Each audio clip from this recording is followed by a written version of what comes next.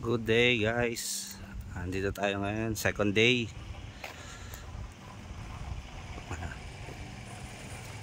Excavation ng column footing at ng wall footing.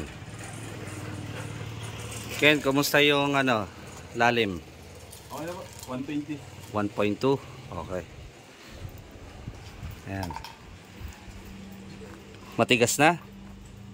Sa ibabaw pa nga lang dyan, matigas na Nakaapat na tayong column. Wall footing ang kasunod. Ayan. So marami tayong excess na lupa. Yan ang isang concern natin, hauling ng excess na lupa.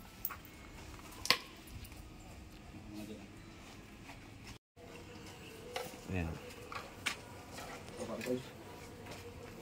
Papipisian muna. Hindi pa.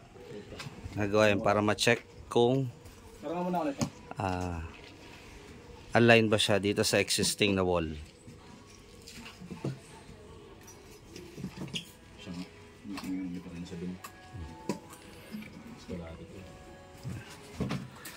Kasi kailangan itong wall na ko-construct dito ay atras mo konti dito.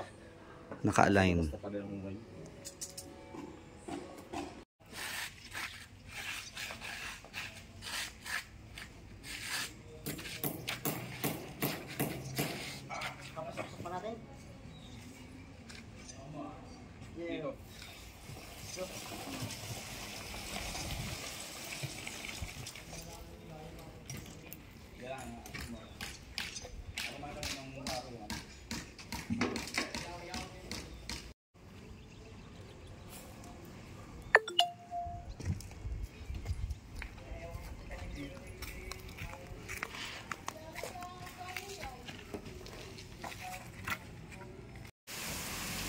Unfortunately, medyo inabot tayo ng buhos ng ulan.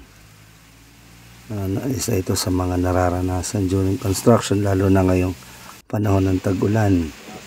So dumating na rin yung ating mga hollow blocks na D4 tsaka D5.